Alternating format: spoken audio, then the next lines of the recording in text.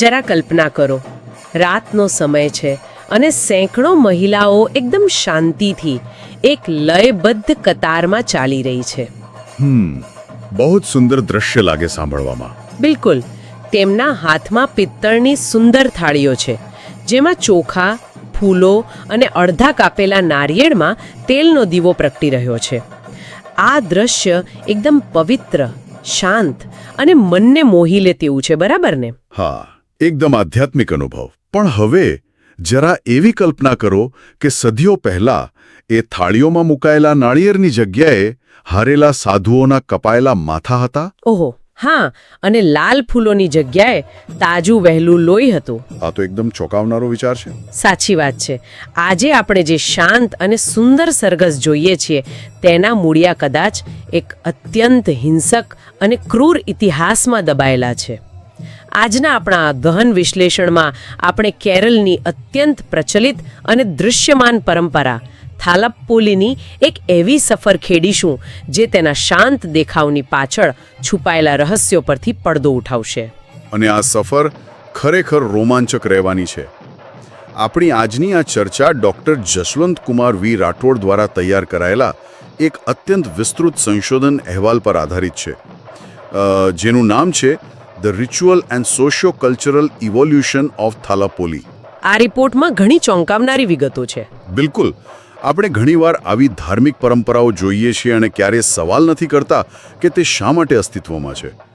જ્ઞાન ત્યારે જ મૂલ્યવાન બને છે જ્યારે આપણે માત્ર વિધિને જોવાને બદલે સદીઓથી તેમાં કેવા ફેરફારો થયા, તેનું સમાજશાસ્ત્ર કેવી રીતે બદલાયું અને કઈ રીતે એક પ્રાચીન માન્યતા આજના આધુનિક યુગ સુધી પહોંચી તે બધું જ બારીકાઈથી સમજીએ. એટલે જ આપણા આજના ઊંડાણપૂર્વક અભ્યાસનું મિશન એ ડીકોડ કરવાનું છે કે આ હાથમાં દીવો લઈને ચાલવાની પ્રક્રિયા કોઈ સામાન્ય પૂજા નથી. જરાય નહીં. આ હકીકતમાં કૃષિનો ઇતિહાસ, અત્યંત જટિલ જેન્ડર પોલિટિક્સ, ઐતિહાસિક લોહી રેડાવા અને આજના આધુનિક કાયદાઓનું એક મોટું સંગમ સ્થાન છે. સાચી વાત. આપણી થાલાપ્પોલીના મોટા સરઘસની ભવ્યતા વિશે વાત કરીએ એ પહેલા આપણે તેના ડીએનએને સમજવો પડે. ચાલો આને વિગતવાર સમજીએ. આ પરંપરાનું સૌથી પાયાનું એકમ છે થાળી, જેને મલયાલમ ભાષામાં થાલમ કહેવાય છે. થાલમ. જો હું મારી રીતે સમજાવવાનો પ્રયત્ન કરું તો આ થાલમ એ કોઈ સામાન્ય ડિશ નથી. આ એક પ્રકારની આધ્યાત્મિક સર્વાઈવલ કિટ છે, અથવા કહી શકાય કે ઘર અને બ્રહ્માંડ વચ્ચેનો સેતુ બાંધતો એક માઇક્રોકોઝમોસ છે. પણ મારો સવાલ એ છે કે આ થાળીમાં જે વસ્તુઓ મુકાઈ છે તે જ કેમ? તેમાં કઈ વિશેષતા છે? આ બહુ જ સચોટ સવાલ છે, કારણ કે થાલમમાં રહેલી વસ્તુઓનું સંયોજન કોઈ આકસ્મિક પસંદગી નથી હોતી. તે કેરળના આદર્શ ઘર અને દૈવી શક્તિ વચ્ચેના સંબંધનું ભૌતિક સ્વરૂપ છે. એટલે કે દરેક વસ્તુનું એક ચોક્કસ પ્રતીક છે. હા. શરૂઆત કરીએ એ ધાતુની થાળીથી. તે પિત્તળ, ચાંદી કે સોનાની બનેલી હોય છે. પ્રાચીન સમયમાં આ ધાતુ પરિવારની આર્થિક અને સામાજિક સ્થિતિનું સીધું પ્રદર્શન કરતી. હવે આ થાળીની અંદર મુખ્યત્વે બે વસ્તુઓનો આધાર હોય છે: નીરા એટલે કે છોતરાવાળી ડાંગર અને અક્ષત એટલે કે પોલિશ કરેલા શુદ્ધ ચોખા. એટલે આ મૂળ તો ખેતી સાથે જોડાયેલું છે. બરાબર. આપણે સમજવું પડે કે કેરળ એક કૃષિ પ્રધાન સમાજ રહ્યો છે. આ ડાંગર અને ચોખા એ માત્ર અન્ન નથી, તે કૃષિની ફળદ્રુપતા, શારીરિક પોષણ અને જીવન ટકાવી રાખવાની મૂળભૂત શક્તિનું પ્રતીક છે. તે લણણી પૂર્ણ થયાનો આનંદ અને આવનારા વર્ષ માટેની સમૃદ્ધિની આશા દર્શાવે છે. આ વાત સમજાય તેવી છે કે ખેતી આધારિત સમાજ પોતાના પાકને જ ભગવાન સમક્ષ મૂકે. પણ આ થાળીની બરાબર વચ્ચે એક અડધું કાપેલું નાળિયેર હોય છે અને તેમાં તેલનો દીવો પ્રગટાવેલો હોય છે. આપણે ત્યાં મંદિરોમાં નાળિયેર વધેડવાની ક્રિયા બહુ સામાન્ય છે. આપણે તેને એક યાંત્રિક વિધિની જેમ જ કરીએ છીએ. હા, આપણે બહુ વિચારતા નથી એના પર. પણ આ સંશોધન અહેવાલ વાંચતા મને સમજાયું કે તેને સમાન ભાગમાં તોડવા પાછળનું મનોવિજ્ઞાન બહુ જ ઊંડું છે. બિલકુલ. નાળિયેરને તોડવું એ માત્ર એક શારીરિક ક્રિયા નથી. નાળિયેરનું બહારનું પડ અત્યંત કઠણ હોય છે, જે મનુષ્યના અહંકારનું પ્રતીક છે. અરે વાહ! ખાટ. જ્યારે તમે તેને તોડો છો ત્યારે અંદરનું એકદમ શુદ્ધ, નરમ અને સફેદ પડ ખુલ્લું પડે છે. આનો અર્થ એ છે કે ભગવાન સમક્ષ જવા માટે તમારે તમારો અહંકાર તોડવો પડે છે. તો જ તમારા આત્માની શુદ્ધતા બહાર આવે છે. બહુ જ સુંદર વિચાર છે આ. જ્યાં સુધી કઠોરતા તૂટશે નહીં ત્યાં સુધી ભક્તિ શરૂ નહીં થાય.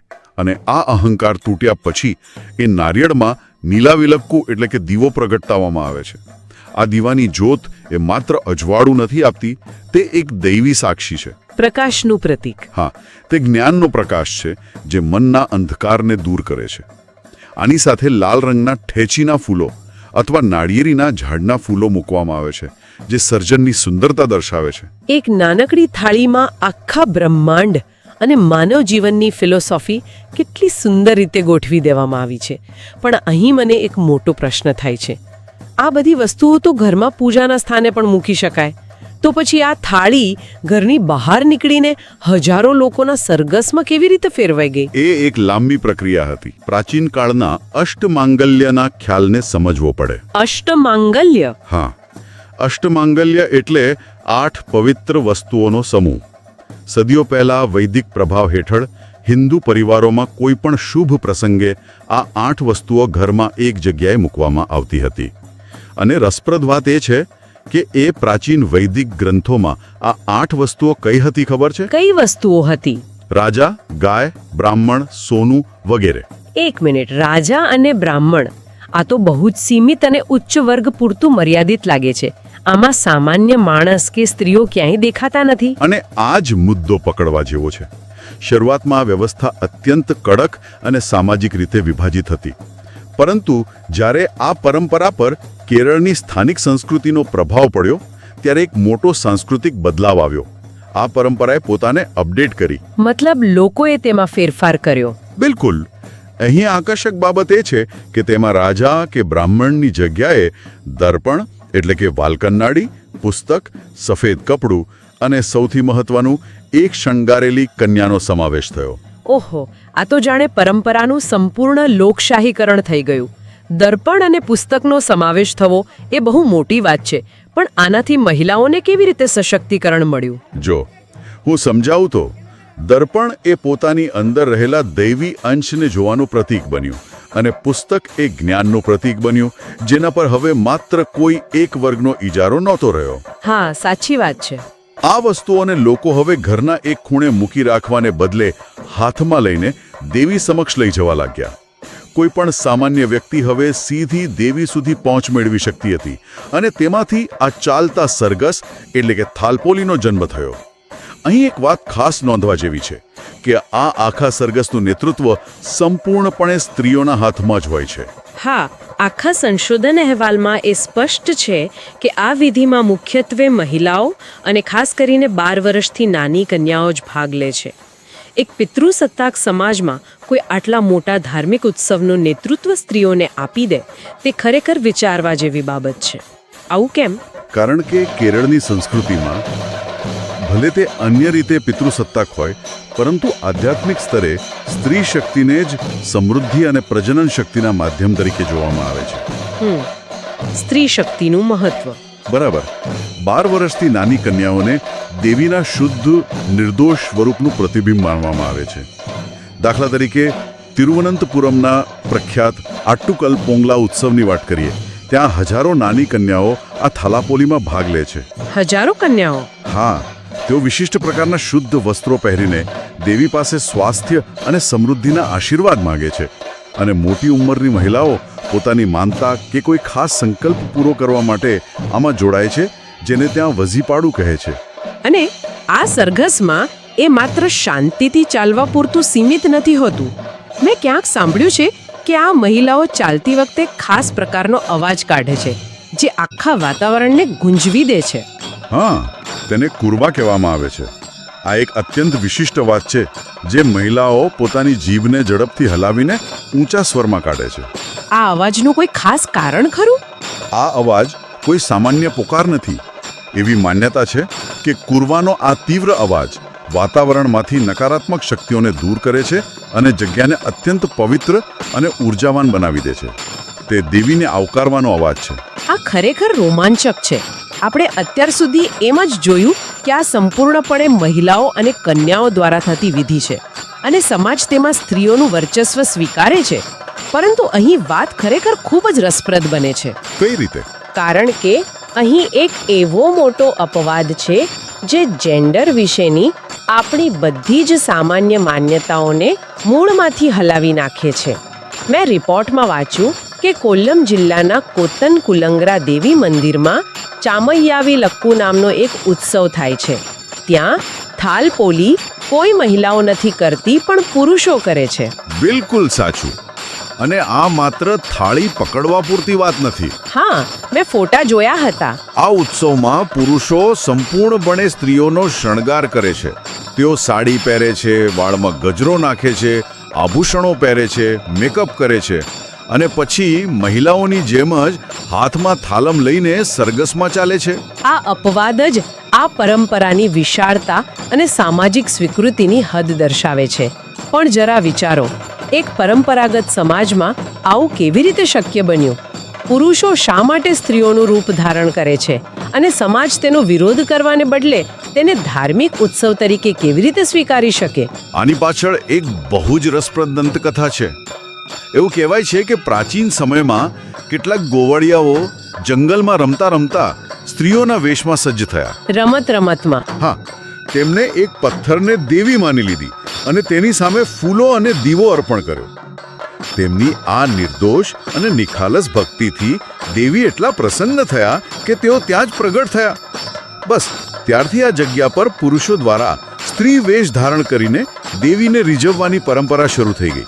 એટલે કે પિતૃસત્તાક સમાજમાં પણ જો તમે એમ કહો કે હું આ દેવીની ભક્તિ માટે કરી રહ્યો છું, તો સમાજ તમારા જેન્ડર રોલને થોડા સમય માટે ભૂલી જવા તૈયાર છે. આ બહુ જ શક્તિશાળી વાત છે. બરાબર પકડ્યું તમે. જો આપણે આને મનોવૈજ્ઞાનિક દૃષ્ટિકોણથી જોઈએ તો આ માત્ર એક ધાર્મિક કથા નથી. આ એક એવી જગ્યા છે જ્યાં પુરુષ અહંકારનું સર્વોચ્ચ સ્ત્રી શક્તિ સામે સંપૂર્ણ સમર્પણ થાય છે. સાચી વાત. પુરુષ પોતાની સામાજિક સત્તા છોડીને સ્ત્રીની નમ્રતા સ્વીકારે છે. અને સૌથી સુંદર વાત એ છે કે આજના આ આધુનિક સમયમાં આ સ્થળ ટ્રાન્સજેન્ડર સમુદાય માટે પણ એક અત્યંત સુરક્ષિત અને પવિત્ર આશ્રયસ્થાન બની ગયું છે. ખરેખર. હા, ત્યાં કોઈ ભેદભાવ નથી હોતો.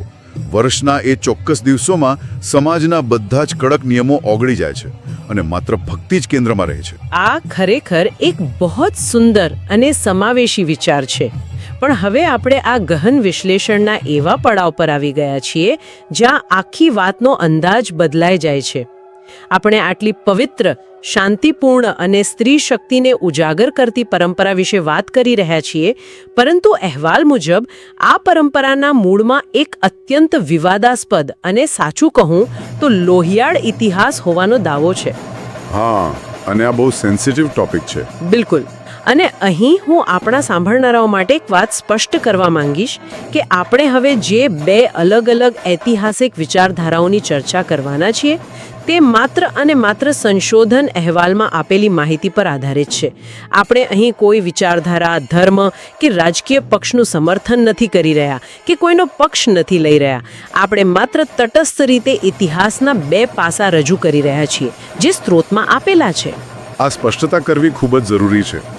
આનાથી એક મહત્વપૂર્ણ પ્રશ્ન ઊભો થાય છે કે આ પરંપરાની શરૂઆત ખરેખર ક્યાંથી થઈ? આ બાબતે ઇતિહાસકારો બે બિલકુલ અલગ અને સામસામા ધ્રુવ જેવા મતો ધરાવે છે. પહેલો મત વૈદિક બ્રાહ્મણિક છે. એટલે કે ધાર્મિક એંગલ. હા, આ માન્યતા મુજબ થાલપોલી એ મૂળભૂત રીતે એક શુદ્ધ કૃષિ ઉત્સવ જ હતો, જેને 8મી સદી પછી બ્રાહ્મણોએ મંદિરોમાં સમૃદ્ધિ લાવવા માટે તાંત્રિક વિધિઓ સાથે જોડી દીધો. તેમના મતે આ એક અત્યંત પવિત્ર પ્રક્રિયા છે જ્યાં દેવી બહાર આવીને પોતાના ભક્તોનું કલ્યાણ જુએ છે, રોગોનો નાશ કરે છે અને સમાજમાં શાંતિ સ્થાપે છે. આ તો એવી વાત છે જે આપણે અત્યાર સુધી માનતા આવ્યા છીએ, બધું જ એકદમ સકારાત્મક. પણ પેલું બીજો મત શું છે? મેં રિપોર્ટમાં કપાયેલા માથાના સિદ્ધાંત એટલે કે સેવર્ડ હેડ થિયોરી વિશે વાંચ્યું અને સાચું કહું તો મારા તો રૂમાડા ઊભા થઈ ગયા. અને તે સ્વાભાવિક છે, કારણ કે આ બીજો મત, જેને શ્રમણિક મત કહેવાય છે, તે બૌદ્ધ અને જૈન ઇતિહાસ સાથે જોડાયેલો છે અને એક અત્યંત ક્રાંતિકારી થિયરી છે. આ થિયરી શું કહે છે? કેટલાક ઇતિહાસકારો માને છે કે 6ઠ્ઠી થી 9મી સદી વચ્ચે કેરળમાં બૌદ્ધ અને જૈન ધર્મના સાધુઓનું ભારે દમન કરવામાં આવ્યું હતું. તેમને શાસ્ત્રાર્થમાં હરાવીને કથિત રીતે અત્યંત હિંસક સજાઓ આપવામાં આવતી. આ થિયરી મુજબ થાલાપ્લપોલી શબ્દનું મૂળ જ હિંસામાં છે. કઈ રીતે? થાલાનો અર્થ થાય છે માથું અને પપ્પોલી એટલે કપાયેલું અથવા તો બલિ ચડાવેલું. ઓહો, એટલે કે આ વિધિ મૂળ રૂપે હારેલા બૌદ્ધ કે જૈન સાધુઓના કપાયેલા માથા વિજયના પ્રતીક રૂપે રાજા સમક્ષ રજૂ કરવાની ક્રિયા હતી. ઉભા રહો, આ બહુ મોટો અને ગંભીર દાવો છે. માત્ર શબ્દ થાલાનો અર્થ માથું થાય છે એટલે આવું માની લેવું, શું કોઈ એવા નક્કર આધાર છે જેના પર આ થિયરી ટકેલી હોય? જે થાળીમાં આજે સમૃદ્ધિ માટે વસ્તુઓ મુકાય છે તે હકીકતમાં એક હિંસક વિજય સરઘસનું પ્રતીક હોઈ શકે? આ થિયરીના સમર્થકો આ પ્રતીકોને સાવ અલગ દ્રષ્ટિએ જુએ છે અને તેમના કેટલાક તર્ક છે. તેઓ માને છે કે સમય જતાં સમાજ સીધી હિંસા પચાવી શકતો નથી, એટલે તે પ્રતીકોનો સહારો લે છે. એટલે કે વસ્તુઓ બદલાઈ ગઈ. હા, તેમના મતે આજે થાળીમાં જે નારિયેળ મુકાય છે તે હારેલા સાધુની ખોપરીનું સાંકેતિક સ્વરૂપ છે. અરે બાપરે! અને નારિયેળની આસપાસ જે લાલ રંગના થેચી ફૂલો મૂકવામાં આવે છે તે કપાયેલા માથામાંથી વહેલા લોહીનું પ્રતીક છે. એટલું જ નહીં, કેરલામાં કોડુંગલ્લુર નામનું એક પ્રખ્યાત મંદિર છે જ્યાં આ ઉત્સવ ખૂબ મોટા પાયે ઉજવાય છે. આ ઇતિહાસકારો કોડુંગલ્લુર નામના અર્થને જ ક્રૂર હત્યાની જગ્યા તરીકે પરિભાષિત કરે છે. આ ખરેખર મગજને શૂન્ય કરી દે તેવી વાત છે. જો આ વાતમાં જરા પણ તથ્ય હોય તો આપણે એ વિચારવું પડે કે સમાજ કેવી રીતે એક હિંસક ઐતિહાસિક ઘટનાને સદીઓ પછી એક પવિત્ર ધાર્મિક ઉત્સવમાં ફેરવી શકે છે. લોકો હકીકત ભૂલીને માત્ર પ્રતીકોને જ પકડી રાખે છે. હા, સમાજ સમય સાથે ભૂલવા માંડે છે. અને મેં એ પણ નોંધ્યું છે કે ઇતિહાસનો આ કાળો અધ્યાય માત્ર પુસ્તકો પૂરતો સીમિત નથી રહ્યો. તેણે આજના આધુનિક રાજકારણ અને કાયદાઓને પણ જબરદસ્ત રીતે પ્રભાવિત કર્યા છે. આ તો એવું છે કે જાણે કોઈ સદીઓ જૂની ઓપરેટિંગ સિસ્ટમ આજના લેટેસ્ટ સોફ્ટવેર સાથે કમ્પેટેબલ ન હોય અને સિસ્ટમ ક્રેશ થઈ જાય. તમારો આ કમ્પેરિઝન બહુ જ યોગ્ય છે. આ ઐતિહાસિક વિવાદે આધુનિક રાજકારણમાં મોટો વળાંક આપ્યો. વર્ષ 2017માં કેરળની LDF એટલે કે લેફ્ટ ડેમોક્રેટિક ફ્રન્ટ સરકારે એક બહુ મોટો અને ચર્ચાસ્પદ નિર્ણય લીધો. હા, પ્રતિબંધવાળો નિર્ણય. બરાબર. તેમણે સરકારી કાર્યક્રમોમાં કે કોઈ નેતાઓના સ્વાગતમાં થાલપપોલીના ઉપયોગ પર રોક લગાવી દીધી. આ નિર્ણય પાછળ સરકારની દલીલ બેવડી હતી. મને ખ્યાલ છે ત્યાં સુધી એક કારણ તો આધુનિક મૂલ્યોને લગતું હતું, ખરું ને? હા, એક કારણ એ હતું કે કોઈ VIP નેતાના સ્વાગત માટે મહિલાઓ અને નાની બાળકીઓને કલાકો સુધી આખરી ગરમીમાં ભારે કપડાં પહેરીને હાથમાં દીવો લઈને ઊભી રાખવી એ માનવાધિકાર અને પ્રગતિશીલ મૂલ્યોની બિલકુલ વિરુદ્ધ છે. તે સ્ત્રીઓનું એક પ્રકારનું શોષણ છે. સાચી વાત છે. એ બહુ ત્રાસદાયક હોય છે. અને બીજું કારણ એ જ હતું જેની આપણે હમણાં ચર્ચા કરી, બૌદ્ધ અને જૈન સમુદાયો પરના ઐતિહાસિક અન્યાયનો કાળો ઇતિહાસ.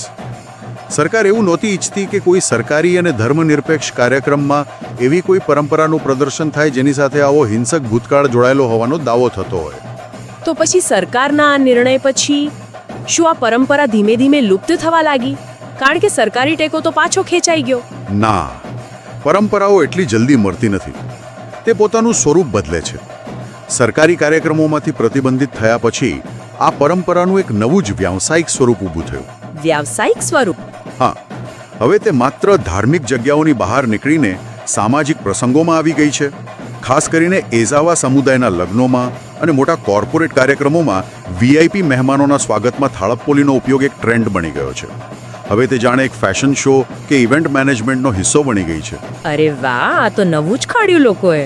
હા, સુંદર સાડીઓ પહેરેલી મોડલ્સ ભાડે લાવવામાં આવે છે અને આખી વિધિ થાય છે, પણ તેમાં પેલી આધ્યાત્મિક માનતા કે સંકલ્પનો ભાવ નથી રહ્યો. માત્ર ફોટોગ્રાફી માટેનો દેખાવ રહી ગયો છે. આ તો પરંપરાનું સીધે સીધું કમર્શિયલાઇઝેશન છે. અને જ્યાં આટલા મોટા પાયે દેખાવ થતો હોય ત્યાં પર્યાવરણને પણ નુકસાન થાય જ. મને યાદ છે કે આધુનિક કાયદાઓની વાત નીકળી જ છે તો જૂન 2025ના કેરળ હાઈકોર્ટના નિર્ણયની પણ આપણે ચર્ચા કરવી પડે, જેણે ફરી એકવાર આ પરંપરાને બદલવા મજબૂર કરી. બરાબર. મોટા ઉત્સવોમાં આકર્ષણ વધારવા માટે પેલા સજાવટમાં સસ્તા પ્લાસ્ટિકના ફૂલો અને નકલી થર્મોકોલની સામગ્રીનો બેફામ ઉપયોગ થવા લાગ્યો હતો. હા, એ તો બધે થાય છે આજકાલ. સરઘસ પૂરું થાય એટલે રસ્તા પર પ્લાસ્ટિકનો કચરો જોવા મળે. પરંતુ પર્યાવરણની ગંભીરતા જોતા હાઈકોર્ટે સિંગલ યુઝ પ્લાસ્ટિક પર આકરો પ્રતિબંધ મૂક્યો. 2025ના આ કાયદા પછી આ સરઘસોને ફરજિયાતપણે તેમના જૂના ઓર્ગેનિક સ્વરૂપ તરફ પાછા ફરવું પડ્યું છે. એટલા પાછું કુદરતી વસ્તુઓ પર જવાનું? હા, હવે આયોજકોએ ગ્રીન કોરિડોર બનાવવા પડે છે, જ્યાં માત્ર કુદરતી ફૂલો અને પાંદડાનો જ ઉપયોગ થાય. આ એક રીતે કાયદાના ડરથી છે, સાચી પણ પરંપરાની પોતાની મૂળભૂત શુદ્ધતા તરફની વાપસી છે. અને આપણે કોવિડ-19ના સમયગાળાને કેવી રીતે ભૂલી શકીએ? તે સમય તો શારીરિક હાજરી જ અશક્ય બની ગઈ હતી અને આખો ઉત્સવ હજારો લોકોની ભીડ પર જ આધારિત છે. બિલકુલ. કોવિડે આખી પરંપરાને જ ડિજિટલ દર્શન અને ઓનલાઈન ભક્તિ તરફ વાળી દીધી. જે સરઘસોમાં પગ મૂકવાની જગ્યા નહોતી હોતી, તે ઓનલાઈન લાઈવ સ્ટ્રીમ થવા લાગ્યા. ડિજિટલ દર્શન? હા, લોકો પોતાના ઘરે બેસીને સ્ક્રીન પર દેવીના અને થાલપોલીના દર્શન કરીને પોતાની માનતા પૂરી થયાનો સંતોષ માનવા લાગ્યા.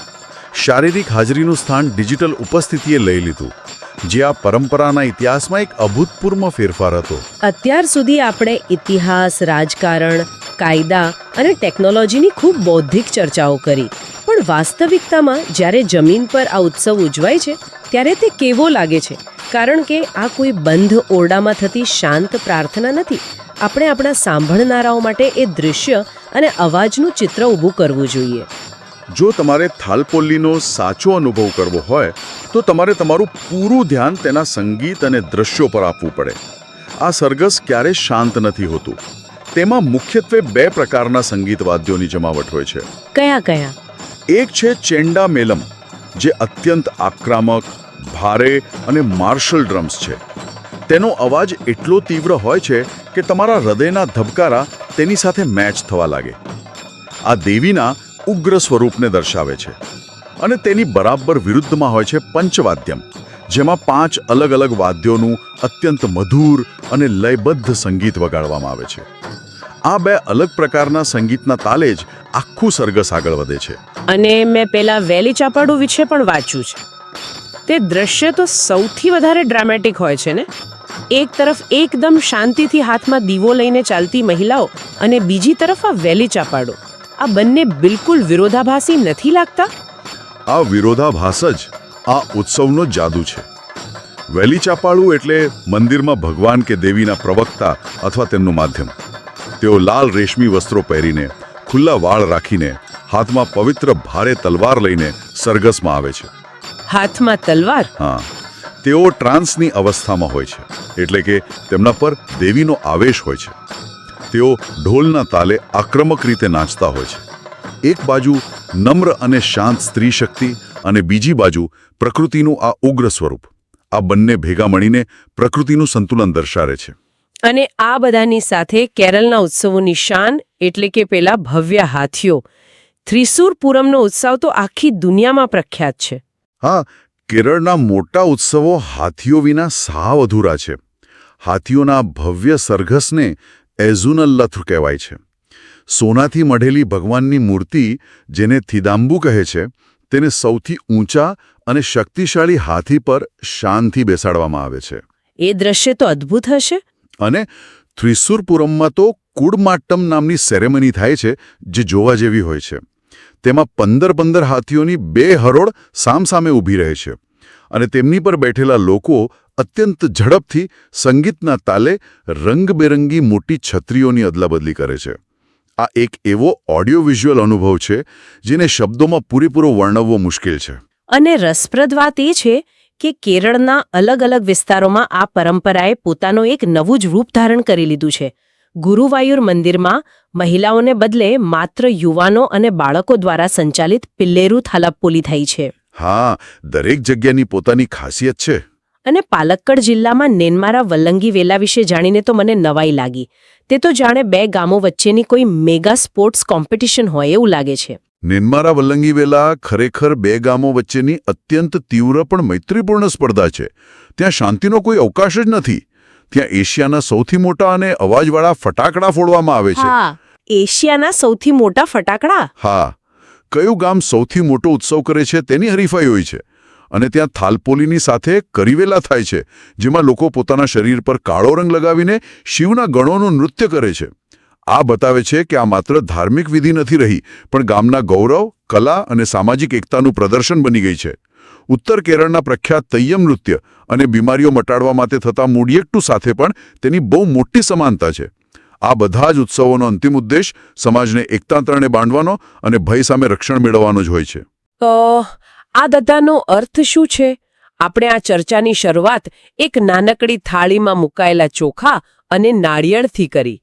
પછી આપણે પ્રાચીન કાળના ઐતિહાસિક લોહી રેડાવા અને વિવાદો જોયા. ત્યારબાદ આધુનિક સમયના રાજકીય પ્રતિબંધો, હાઈકોર્ટના ઇકો ફ્રેન્ડલી કાયદાઓ જોયા અને છેલ્લે હાથીઓના આ અત્યંત ભવ્ય સરઘસ સુધીની સફર કરી. આપણે આમાંથી શું શીખી શકીએ? આ બધાનો સારાંશ બસ એટલો જ છે કે થાલપોલી એ માત્ર હાથમાં દીવો લઈને ચાલવાની એક યાંત્રિક વિધિ નથી. તે હકીકતમાં કેરળના સમાજનો જીવંત આત્મા છે. જીવંત આત્મા? હા, આ પરંપરાએ રાજાશાહીનો સમય જોયો છે, સામાજિક ક્રાંતિઓ જોઈ છે અને આજના આધુનિક લોકશાહી માળખા સુધીની સફર પણ સફળતાપૂર્વક કરી છે. તેને હિંસક ઐતિહાસિક સંઘર્ષોનો સામનો કર્યો છે, રાજકીય હસ્તક્ષેપ જોયો છે અને આજના પ્લાસ્ટિક મુક્ત કાયદાઓ સાથે પોતાને તરત જ ઢાળી પણ લીધી છે. આપણા માટે આ બધું સમજવું એટલા માટે જરૂરી છે કારણ કે તે આપણને એક બહુ મોટો પાઠ ભણાવે છે. કયો પાઠ? કે સાચી અને જીવંત પરંપરાઓ ક્યારેય જળ કે પથ્થરની લકીર જેવી નથી હોતી. તે એક સોફ્ટવેર જેવી હોય છે જે સમાજના બદલાવ સાથે, નવા કાયદાઓ સાથે અને નવી પેઢીની વિચારધારા સાથે જીવંત રહેવા માટે પોતાને સતત અપડેટ કરતી રહે છે. ખરેખર, પરંપરાઓ સમય સાથે શ્વાસ લે છે અને પોતાનું અસ્તિત્વ ટકાવી રાખવા માટે બદલાય છે. અને આ બદલાવ અને ટેકનોલોજીની વાત પરથી જ મને એક વિચાર આવે છે જે હું આપણા સાંભળનારાઓ માટે છોડીને જવા માંગુ છું. ચોક્કસ. આપણે હમણાં જ ચર્ચા કરી કે કોવિડ રોગચાળા દરમિયાન થાલપોલી સંપૂર્ણપણે ડિજિટલ બની ગઈ અને લોકોએ ઓનલાઈન દર્શન સ્વીકારી લીધા. તો જરા ભવિષ્યની કલ્પના કરો. જો આવનારા સમયમાં ટેકનોલોજી, ખાસ કરીને વર્ચ્યુઅલ રિયાલિટી એટલે કે VR, એટલી હદે આગળ વધી જાય કે લોકો ઘરે બેઠા પોતાના એસી રૂમમાં બેસીને જ પોતાના ડિજિટલ અવતાર દ્વારા આ સરઘસમાં ભાગ લેવા માંડે, તો શું થાય? હા, વિચારવા જેવું છે. કોઈ વ્યક્તિ કલાકો સુધી તડકામાં ઊભા રહેવાની શારીરિક તકલીફ અને કષ્ટો સહન કર્યા વિના જો માત્ર વર્ચ્યુઅલી કોઈ બાધા કે સંકલ્પ લે, તો શું તેનું આધ્યાત્મિક મૂલ્ય એટલું જ પવિત્ર અને ફળદાયી રહેશે? શું ભવિષ્યની ટેકનોલોજી પરંપરાને કાયમ માટે બચાવી લેશે કે પછી તેમાંથી શારીરિક તપ અને ભક્તિનો સાચો આત્મા છીનવી લેશે? આ એક એવો ઊંડો પ્રશ્ન છે જેના પર આપણે સૌએ વિચારવાની જરૂર છે. આજના આપણા આ ગહન વિશ્લેષણમાં જોડાવા બદલ આપ સૌનો ખૂબ ખૂબ આભાર. આવતા અંકે આવા જ કોઈ નવા, રોમાંચક અને વિચારતા કરી દે તેવા વિષય સાથે ફરી મળીશું.